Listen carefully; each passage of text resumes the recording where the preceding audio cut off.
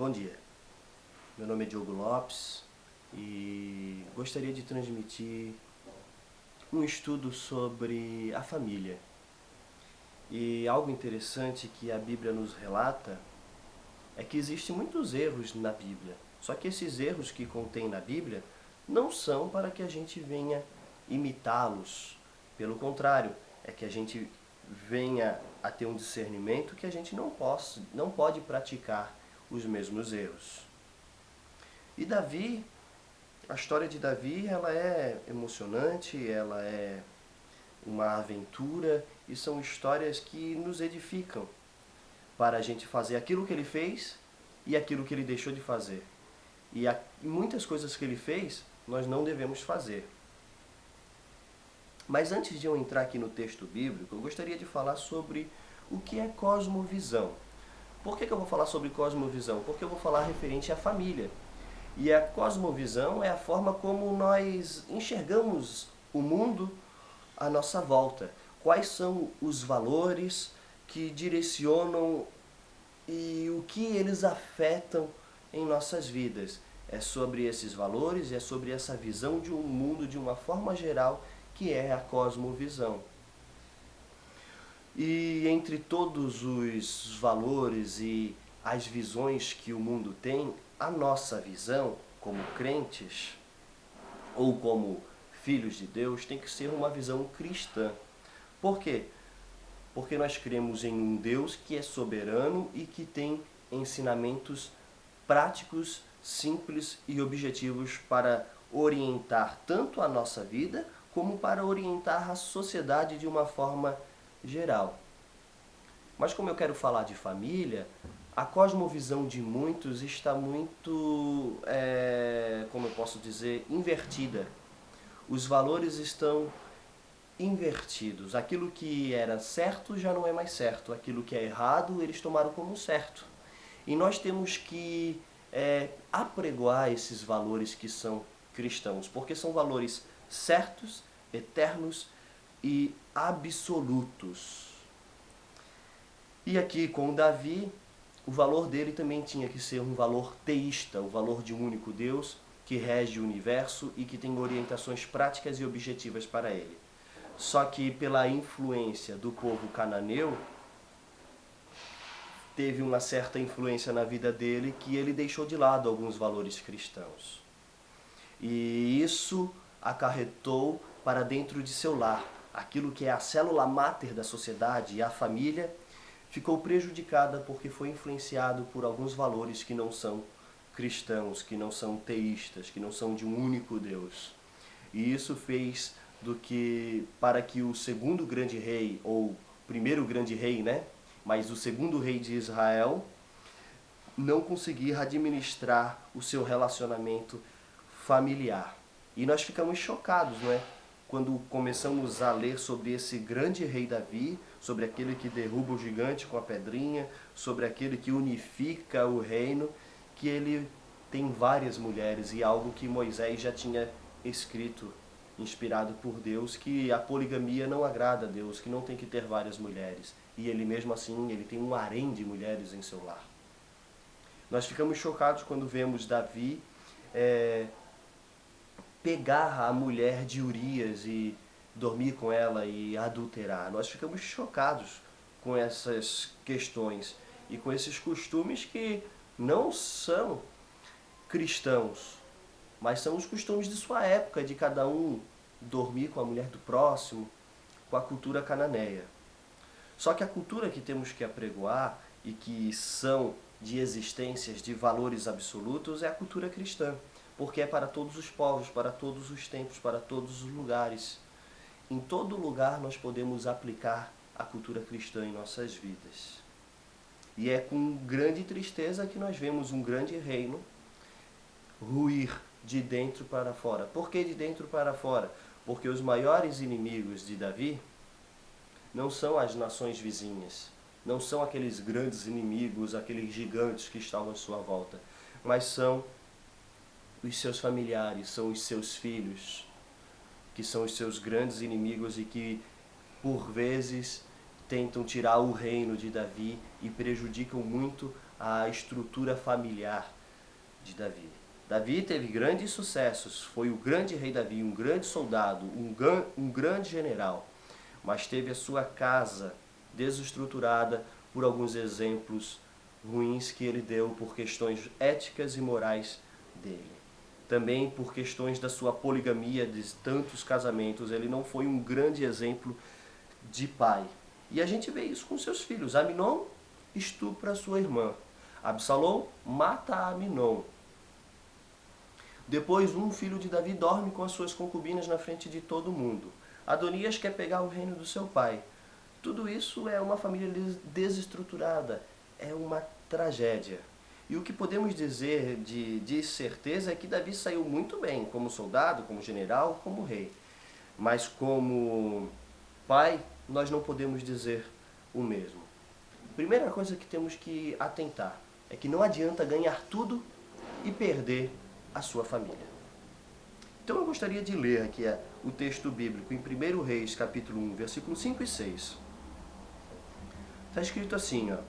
Então Adonias, filho de Ragite, se exaltou e disse, eu reinarei. Providenciou carros e cavaleiros e 50 homens que corressem adiante dele.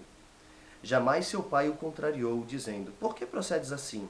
Além disso, ele era de aparência muito formosa e nascera depois de Absalão.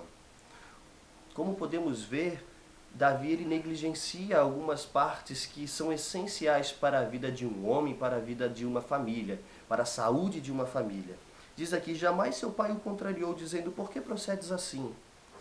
Adonias vai lá e pede uma coisa para o pai vai lá e dá, porque nunca contrariava. Pai, eu quero um PlayStation, te dou. Pai, eu quero fazer isso. Às vezes o filho nem merece, roda de ano, apronta na escola, e o pai vai lá e dá tudo. E às vezes tem que disciplinar. Não só Davi agiu assim, né? Eli e Samuel também não foram bons pais, não souberam administrar muito bem a sua família.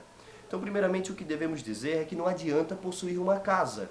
O que adianta a gente ter uma casa bonita, 2 andares, 3 andares, ou mais feinha, se não tiver um lar?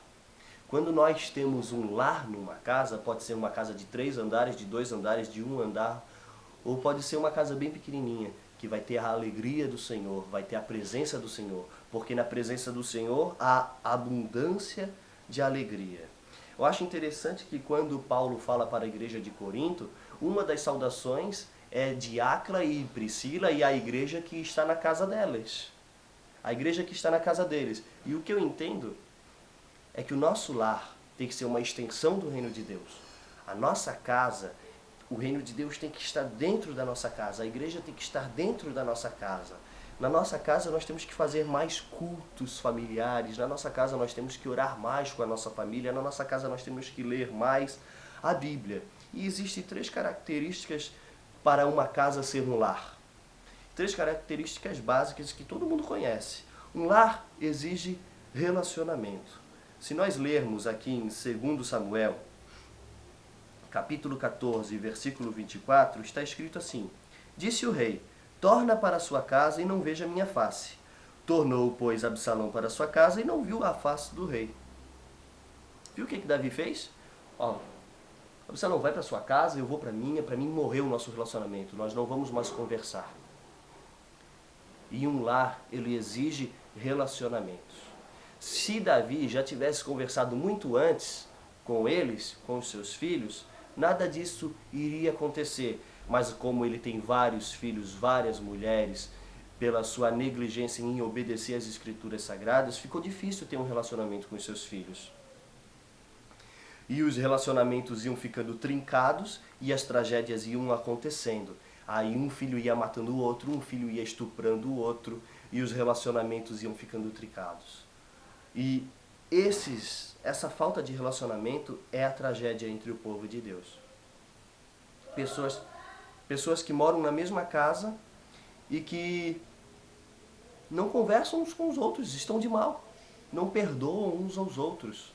E em Hebreus está escrito assim, ó, 12:15, atentando diligentemente, porque ninguém seja faltoso, separando-se da graça de Deus, nem haja alguma raiz de amargura, que brotando vos perturbe, e por meio dela muitos sejam contaminados. Pessoas que ficam com amargura, raiz de amargura dentro do seu coração. E um lar exige relacionamento. Um lar exige amor, um lar exige afeto, um lar exige carinho. Segunda característica, um lar exige hierarquia. Como nós lemos ali no capítulo 1 e versículo 5 de 1 Reis, está escrito assim: então Adonias, filho de Ragite, se exaltou e disse: eu reinarei. Adonias querendo reinar, querendo pegar o lugar do pai. Sendo que numa casa exige hierarquia. Para um lar, para uma casa ser um lar, exige hierarquia. O pai tem que ter o papel de pai, mãe papel de mãe, filho de filho, filha de filha, sobrinho de sobrinho, tia de tia. Precisa ter essa hierarquia e o pai tem que ter a responsabilidade de ter a autoridade. Terceira característica, um lar exige respeito. Quando nós lemos lá em 2 Samuel, capítulo 13, versículo 4, diz assim, ó: e ele lhe disse: por que tanto emagreces de dia para dia, ó filho do rei? Não me dirás? Então lhe disse Aminon: amo Tamar, irmã de Absalão, meu irmão. Um lar exige respeito. Aminon estava apaixonado por Tamar, sua meia-irmã. Aminon estava querendo possuí-la. Aí Jonadab, seu primo, diz assim, tem uma ideia formidável, né?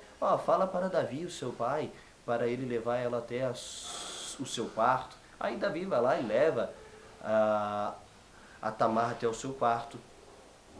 Tamar dá alguns bolinhos para ele, só que Aminon não queria os bolinhos. Aminon queria possuí-la, queria dormir com ela. E estuprou. Depois que estuprou ela, expulsou ela do quarto. O amor acabou, a paixão acabou. Um lar exige respeito.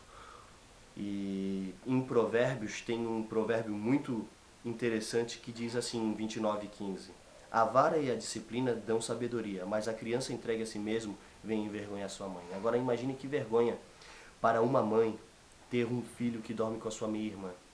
Imagina, vai um visitante na sua casa, vai lá o seu filho e dorme com a visitante. Que vergonha. Que falta de respeito. Imagine as pessoas no seu lar tudo falando palavrão uns com os outros. Que falta de respeito. Imagine as pessoas no seu lar que não pode deixar uma bolsa em cima da mesa, que vai lá alguém e rouba. Que falta de respeito. Imagine alguém chega na sua casa e a pessoa começa a ter violência uma com a outra. Que falta de respeito. E essa prostituição que a gente pode visualizar aqui na família de Davi. Que falta de respeito. Um lar exige respeito. Nós podemos dizer que Davi foi um grande governador, mas um péssimo educador. Não soube educar os seus filhos. E algo que não devemos fazer é isso. Não educar os filhos nós não devemos fazer. Nós devemos ser um pedagogo. O pai, acima de tudo, ele tem a tarefa de transmitir os valores que são corretos, que são íntegros,